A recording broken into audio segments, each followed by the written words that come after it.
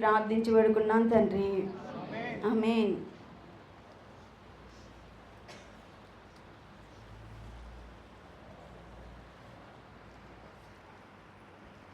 యెషయా గ్రంథము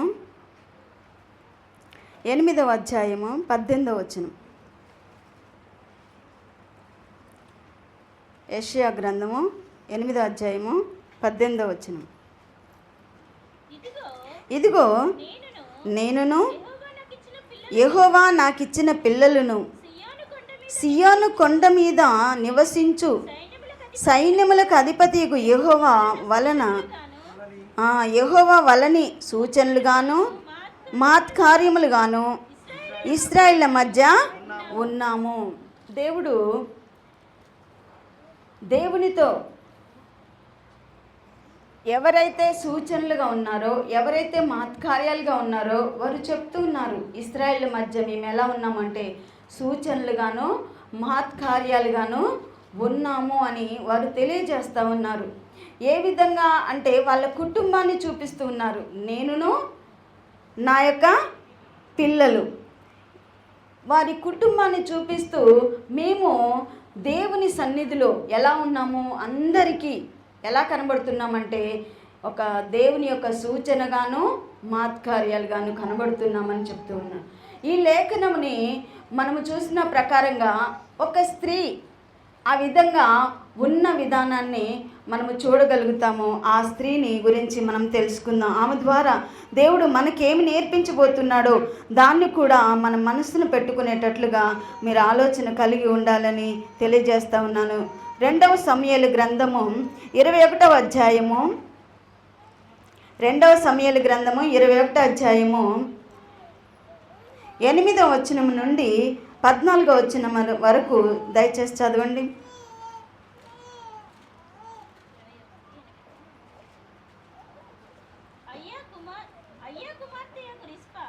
అయ్యా కుమార్తెయగు రిస్పా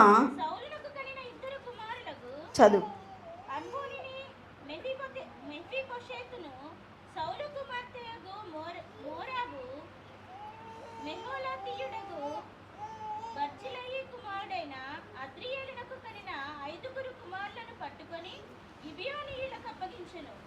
వారు ఆ 7 తీసుకొని పోయి కొండ మీద యెహోవా సన్నిధిని గురితీసిరి. ఆ 7 ఏకరీతినే చంపబడిరి. కోతకాలమున ఎవల కోత ఆరంభమందు వారు మరణమైరి. అయ్యా కుమార్తెయగు రిస్పా గోనెపట్ట తీసుకొని కొండపైన పరుచుకొని కోతకాల ఆరంభము మొదలుకొని ఆకాశము నుండి వర్షము ఆ కళేబరముల మీద కురియ వరకు అచ్చటనే ఉండి పగలు ఆకాశ పక్షులు వాటి మీద వాలకుండను, రాత్రి అడవి మృగములు దగ్గరకు రాకుండాను వాటిని కాచుచుండగా అయ్యా కుమార్తెయగు రిస్పాను సౌలు ఉపపత్ని చేసినది దావీదునకు వినబడెను. కాబట్టి దావీదు పోయి సౌలు ఎముకలను అతని కుమారుడైన యోనాతాను ఎముకలను యబెష్గిలాదు వారి యొద్ద నుండి తెప్పించెను. ఫిలిస్తీయులు గిల్బోవలో సౌలును హతము చేసినప్పుడు వారు సౌలును యోనాతానును బెస్తాను పట్టణపు వీధిలో వేలాడగట్టగా యాబెష్గిలాదు వారి ఎముకలను అచ్చట నుండి దొంగిలి తెచ్చి ఉండిరి. కావున దావీదు వారి యొద్ద నుండి సౌలు ఎముకలను అతని కుమారుడైన యోనాతాను ఎముకలను తెప్పించెను. రాజాజ్ఞను బట్టి ఉరితీయబడిన వారి ఎముకలను జనులు సమకూర్చిరి. సౌలు ఎముకలను అతని కుమారుడైన యోనాతాను ఎముకలను బెన్యామీనీల దేశమునకు చేరిన నేలలోనున్న సౌలు తండ్రియగు కీషు సమాధి యందు పాతిపెట్టిరి. రాజు ఇలాగు చేసిన తరువాత దేశము కొరకు చేయబడిన విజ్ఞాపనమును దేశం అంగీకరించెను. దేవుడు అంగీకరించెను.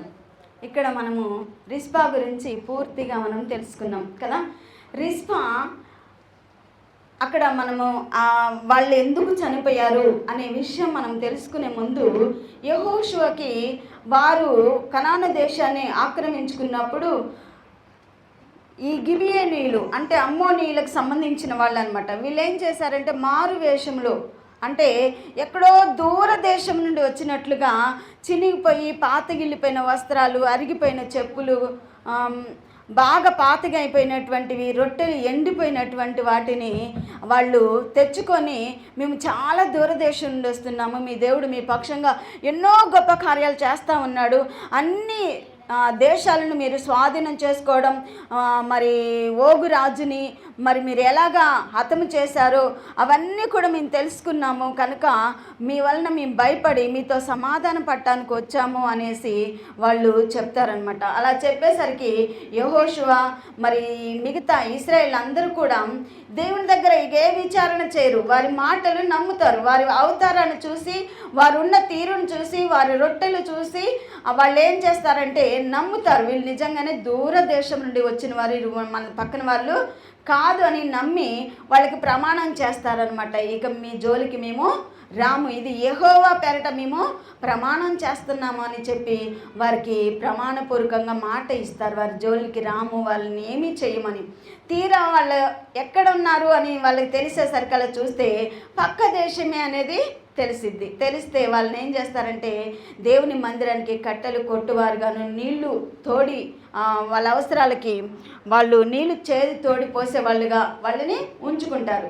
వీళ్ళని ఈ సౌలు ఏం చేసిందంటే యూదుల యొక్క మంచితనాన్ని దక్కించుకోవాలని చెప్పి వాళ్ళని చాలామందిని చంపేశాడు.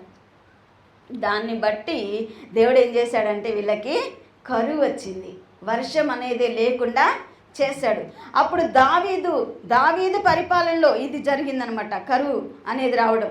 ఈ దావీదు ఏం చేశాడు, ఎందుకు ఇలా కరువు వచ్చిందని దేవుని సన్నిధిలో ప్రార్థన చేస్తే దేవుడు చెప్తున్నాడు, సౌలు చేసిన గిబియోనులకు చేసిన దాన్ని బట్టి ఆ గిబియోన్ నిమిత్తమే నేను ఈ వర్షాన్ని ఆపేశాను అని చెప్తే అప్పుడు ఈ దావీదు గిబియోనీయులను పిలిచి వాళ్ళని అడుగుతాడనమాట, ఈ విధంగా మీకు జరిగింది సౌలుని బట్టి, అయితే మీరు ఏం కావాలి, మీకేం కావాలి, మీరు నెమ్మది పొందాలి అని అడిగితే వాళ్ళు చెప్తారు, సౌలు కుటుంబంలో నుంచి 7 వ్యక్తులు కావాలి, వాళ్ళని మేము ఆ కొండ మీదకి తీసుకెళ్ళి ఉరి తీస్తాము అనేసి చెప్తారు.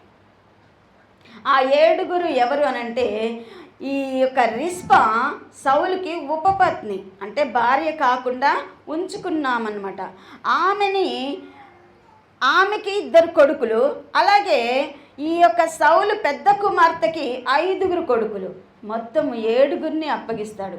యోనాతానికి ఒక కొడుకు ఉంటాడు మెఫీబోషెతు, కానీ అతన్ని అప్పగించాడు. ఎందుకనంటే అతనితో దావీదు నిబంధన చేసుకున్నాడు కాబట్టి అతన్ని అప్పగించకుండా వీళ్ళ 7 అప్పగిస్తాడు. ఈమెకున్న ఆ 2 కొడుకులు, భర్త లేడు, ఉన్న 2 కొడుకులు, ఆ 2 కొడుకుల్ని ఆమె పెద్ద కుమార్తె యొక్క 5 కొడుకుల్ని ఆ కొండ మీద ఉరి తీసేస్తారు, ఒకే రీతిగా చంపబడతారు. ఆ సంగతి రిస్పాకి తెలిసినప్పుడు రిస్పా ఏం చేసింది అనంటే ఇక్కడ మనం చూస్తూ ఉన్నాము, తల్లిగా ఎంతో అల్లాడిపోతూ ఆ పిల్లల కోసం ఏం తీసుకొని పోయింది, గోనె పట్ట పట్టుకొని వెళ్ళిపోయింది. గోనె పట్ట తీసుకొని వెళ్ళిపోయి ఆ శవాలని మధ్య తనిక ఎంత వేదన పడుతూ ఉందో, ఒక తల్లి స్నానాన్ని ఆమెలో మనం చూడగలుగుతున్నాం. ఆ తల్లిగా ఆమె పడుతున్న వేదన, ఆమె పొందుతున్నటువంటి బాధ, ఆమె భరిస్తున్న దుఃఖము మామూలు విషయం కాదండి. ఎంత భయంకరంగా ఆమె వేదన పడుతుంది అనంటే నిజంగా ఆమె ముందు ఆ పిల్లల్ని అలాగే పెట్టుకొని ఉంది. మన దగ్గర అయితే ఎవరైనా చనిపోయిన వారు ఉంటే ఎంతసేపు ఉంచుకుంటాం, ఒక్కరోజు కదా. ఎవరైనా దూరం నుంచి రావాలంటే ఒక్కరోజు ఉంచుకుంటాం, 2వ రోజు కల్లా ఏం చేస్తాం, తీసుకెళ్ళిపోండి అనేసి చెప్తాం, అవునా కదా. ఉంచరు, ఊళ్ళో ఉంచరు. అలాంటిది ఈమె ఎంతవరకు ఆ పిల్లల్ని పెట్టుకొని అలాగే ఉన్నది అని మనం చూస్తే ఇక్కడ వాక్యములో కనబడుతూ ఉంటుంది. చూడండి, ఆ మాట చదువుకుందాము. 10వ వచనములో అయ్య కుమార్తె రిస్పా గోనెపట్ట తీసుకొని కొండపైన పరుచుకొని కోతకాల ఆరంభము మొదలుకొని ఆకాశము నుండి వర్షము ఆ కళేబరముల మీద కురియు వరకు అచ్చటనే ఉండి. చూడండి ఇక్కడ ఎంతకాలం ఆమె అలాగా ఆ కళేబరాలను చూస్తూ, ఆ తల్లి హృదయము ఎంత వేదన కదా. చనిపోయిన శవాన్ని ఒక్కరోజు ఉంచితేనే ఆ రోజు మొత్తం తట్టుకోలేనంత వేదన, అవునా కదా? కళ్ళ ముందు ఉంటే శవం ఇంకెక్కువ వేదన ఉంటుంది.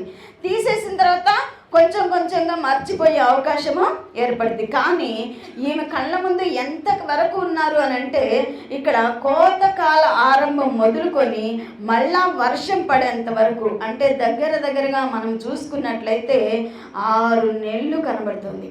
ఎన్ని నెలలు? 6 నెలల వ్యవధి ఆ యొక్క శవాలతోటి ఈమె ఉన్నది. ఎలా ఉంటుంది చెప్పండి? ఆ తల్లి హృదయం ఎంత వేదన పడుతూ ఉంటుంది, ఎంత వేదన పడుతూ ఉంటుంది. అలాగా ఆ చనిపోయిన కుమారుల విషయంలో ఆ తల్లి 6 నెలలు ఆ యొక్క శవాలని ఏం చేస్తూ ఉందంటే, ఆకాశ పక్షులు వచ్చి వాలి ఆ శవాలను పొడుచుకొని తినుకోకుండా, అడవి మృగాలు వచ్చి లాక్కొని పీక్కొని తినుకోకుండా ఆమె వాటిని కాపలా కాస్తూ ఉంది. ఒక పక్క తల్లిగా వేదన పడుతూ ఉంది, మరొక పక్క ఆమె కాపలా కాస్తూ ఉంది. అంతేకాకుండా ఆమె ఇంకా ఏం చేస్తూ ఉంది అని అంటే, ఆమె ప్రార్థన కూడా చేస్తూ ఉంది. తల్లిగా అసలు ఆమె చేస్తున్న దాన్ని బట్టి మనం చూస్తూ ఉన్నాము. తల్లిగా ఆమె దుఃఖము ఎంత వేదనగా ఉంది, ఎంత బాధగా ఉంది. ఆమె చనిపోయిన వారి కోసం బాధపడుతూ ఉంది. ఆమె ఎవరి కోసం బాధపడుతుంది? చనిపోయినటువంటి తన కుమారుల కోసం బాధపడుతుంది, వేదన పడుతుంది, ఎంతగానో దుఃఖపడుతుంది. దేవుడు మనతో చెప్తూ ఉన్నాడు, బతికున్న నీ కుమారుల కోసం నువ్వు కూడా ఏం చేయాలంట? దుఃఖపడాలి. ఎందుకు అనంటే చూడండి, లూకాసు వార్త 26వ అధ్యాయం, లూకాసు వార్త 26వ అధ్యాయం 28వ వచనం. త్వరగా తీయండి.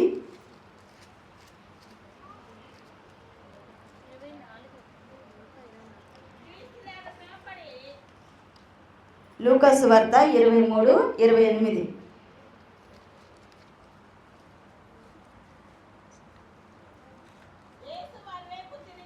యేసు వారి వైపు తిరిగి, యెరూషలేము కుమార్తెలారా, నా నిమిత్తము ఏడవకుడి, మీ నిమిత్తమును మీ పిల్లల నిమిత్తమును ఏడుగుడి. దేవుడు ఈరోజు ఆ తల్లిని చూపించి, ఆ తల్లి శవాలను చూసుకుంటూ ఏడుస్తుంది. కానీ నీవు నీ కుమారుల నిమిత్తమో, నీ నిమిత్తమో, నీ కుటుంబం వారి నిమిత్తమో ఏడమని ఇక్కడ యేసు ప్రభు ఎందుకు చెప్తూ ఉన్నాడు అని అంటే, వారి ఆత్మల విషయమై నువ్వు దుఃఖపడాలి. వారి ఆత్మలు ఎక్కడికి వెళ్తాయి, నీ ఆత్మ ఎక్కడికి వెళ్తుంది, అది నువ్వు యోచన చేయాలి. చనిపోతే ఆమె చనిపోయిన శవాల దగ్గర ఏడుస్తుంది, కానీ నీవు బ్రతికుండగా నీకు ఒక అవకాశాన్ని దేవుడు కలిగించి చెప్తూ ఉన్నాడు. నీవు ఎవరి కోసం ఏడవాలి, దేనికోసం ఏడవాలి అని అంటే, ఆత్మలు నరకానికి వెళ్లకుండా ఉండడం కోసం ఏడవాలి. అది కూడా ఎలా ఏడవాలి అని అంటే, విలాప వాక్యంలో దేవుడు మాట్లాడుతూ ఉన్నాడు. విలాప వాక్యములు 2వ అధ్యాయం 19వ వచనం. త్వరగా 2వ అధ్యాయము 19వ వచనం.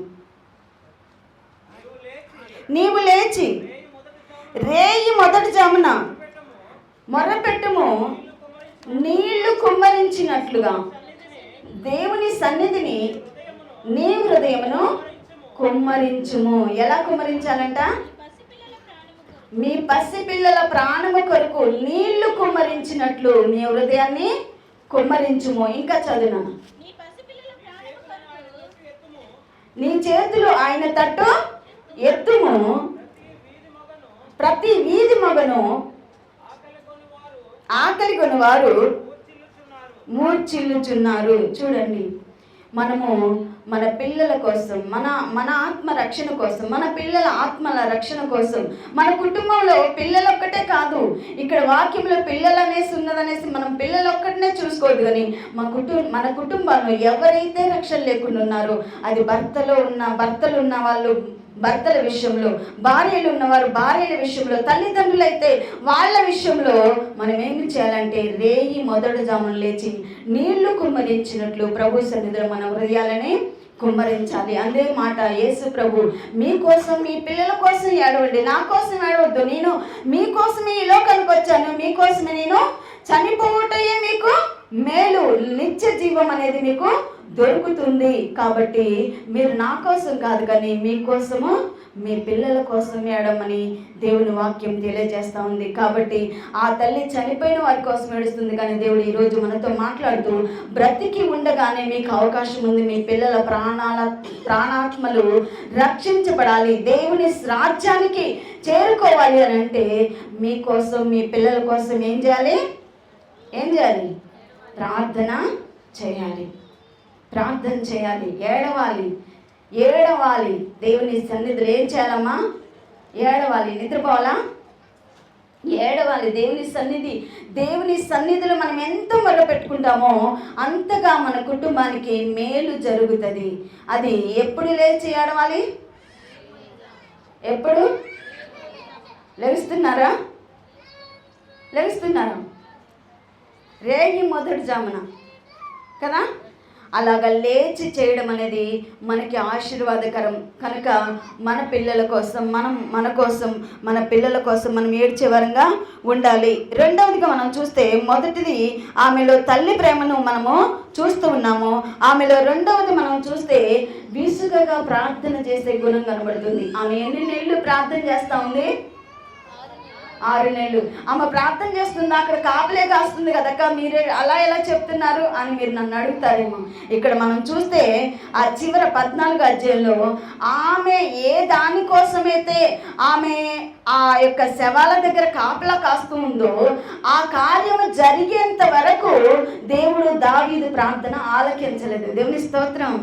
ఆ తరువాతే దావీదు ఎప్పుడైతే వాళ్ళ ఎముకలన్నింటినీ వారి యొక్క పితరుల యొక్క సమాధిలో చేర్చారో అప్పుడు వర్షము వచ్చింది. అప్పుడు దేవుడు దావీదు ప్రార్థన ఆలకించాడు అని వాక్యంలో మనకి కనబడుతుంది. కాబట్టి ఆమె ప్రార్థన చేస్తుందా లేదా? అది కూడా ఎన్ని నెలలు? 6 నెలలు. ఆమె చనిపోయిన వాళ్ళ కోసం చేస్తూ ఉంది. ఆమె ఎవరి కోసం చేస్తూ ఉంది? చనిపోయిన వారి కోసం. కానీ నేను చేయాల్సింది ఎవరి కోసమో తెలుసా? బ్రతికి ఉన్న మన కుటుంబాల కోసం. బ్రతికి వారు ఉన్నప్పుడే ఆ అవకాశం ఉంది. ఈ ఆత్మ రక్షణ పొందాలి అనే అవకాశం బ్రతికి ఉండగానే ఉంది, చనిపోతే లేదు. నీవైనా సరే, నీ ఆత్మ రక్షణ లేకుండా నువ్వు ఒకవేళ చనిపోయినా సరే నీకు ఏం లేదు. నీ ప్రార్థనకి, చనిపోయిన తర్వాత నీ ప్రార్థనకి విలువ లేదు. నీ ఆత్మకి ఇక ఎవరు ప్రార్థన చేసినా నువ్వు పరలోకం చేరడం అనే అవకాశము లేదు. ఆ అవకాశము నువ్వు ప్రాణంతో ఉండగానే, నీ కుటుంబం వారు ప్రాణంతో ఉండగానే నువ్వు రేయి మొదటగా లేచి కన్నీరు కార్చిన ప్రార్థనకి విలువ అనేది ఉన్నది. కాబట్టి ఆమెలో ఉన్నటువంటి రెండో విషయం మనం చూస్తూ ఉన్నాం, విసుగక ప్రార్థన చేస్తూ ఉంది. అలా విసుగక ప్రార్థన చేయుటకు యేసు ప్రభు కూడా ఒక ఉపమానం చెప్పాడు. లూకాసు వార్త 18వ అధ్యాయం 1వ వచనం నుండి మనకు కనబడుతుంది. అక్కడ ఒక విధవరాలు తన అంటే ఈ ఇరుగు పొరుగు వాళ్ళు ఉంటారు కదా, అతనికి ఆమెకి వివాదం వచ్చింది. ఆ వివాదం గురించి ఎవరి దగ్గరికి వెళ్ళింది అని అంటే వాక్యంలో మనకు కనబడుతుంది, అన్యాయస్తుడైన న్యాయాధిపతి అంట. ఆయన ఎలాంటి వాడంట? న్యాయం చేసేవాడైతే వెళ్ళినా ఒక మేలు ఉంటుంది, అవునా కదా. కానీ ఈమె వెళ్ళినటువంటి వ్యక్తి అందరికీ తెలుసు ఆయన ఎలాంటి వాడో. అందుకని అక్కడ స్పష్టంగా రాయబడింది అన్యాయస్తుడైన న్యాయాధిపతి అంట. అయినా కానీ ఈమె మాటికి వెళ్ళడం వల్ల ఆయన ఒక తీర్మానం తీసుకున్నాడు. ఏంటి తెలుసా? ఈమె మాటికి వచ్చి నన్ను గోజాడకుండా ఉండడానికి నేనేమికి న్యాయం తీర్చేస్తా. దేవుని స్తోత్రం. అలా అన్యాయస్తుడే ఆయన న్యాయం తీరుస్తానంటే నేను తీర్చకుండా ఉంటానా అని దేవుని వాక్యం కింద మన వచనంలో కనబడుతూ ఉంటుంది. కాబట్టి విసుగక ప్రార్థన మనకి మేలే, కానీ అందులో ఏమాత్రమో నష్టం అనేది లేదు. మనకి ప్రార్థన కొన్ని రోజులు చేసిన తర్వాత ఏం దేవుడు ఇంకా ఏది కూడా మాకు జవాబు రావట్లేదు, ఎందుకు నమ్ముకున్నానో ఏంటో అని తొలగిపోయే మనస్తత్వం మనలో ఉండకూడదు. దయచేసి గమనించండి, విసుగు అనేది మనకు సర్వసాధారణంగా వస్తుంది 1-2 సార్లు. ఇప్పుడు ఎందుకు మన బస్ కోసం ఎదురు చూసామనుకోండి, అది కొంచెం లేట్ అయితే అప్పటికల్లా మనకేమొస్తుంది? విసుగు వచ్చేసింది. మేము వచ్చిన కొత్తలో కృపమ్మ వాళ్ళు మా దగ్గరికి వచ్చారు. నైటు 7 గంటలకేమో ఉంటుంది అనమాట బస్సు. ఇక ఒకటే బస్సు, ఇంకా మళ్ళీ బస్సులు లేవు, లచ్చిగూడెం వెళ్ళాలి. అయితే వాళ్ళు అప్పటిదాకా ఉన్నారు. 7 అయిపోయింది, 8 అయిపోయింది, ఇక 9 కావస్తుంది, ఇంకేమవుతుంది బస్సు అని విసుగుతో వాళ్ళు కొంచెం లెక్క వచ్చేసారు. బస్సు బుర్రనంట వెళ్ళిపోయింది.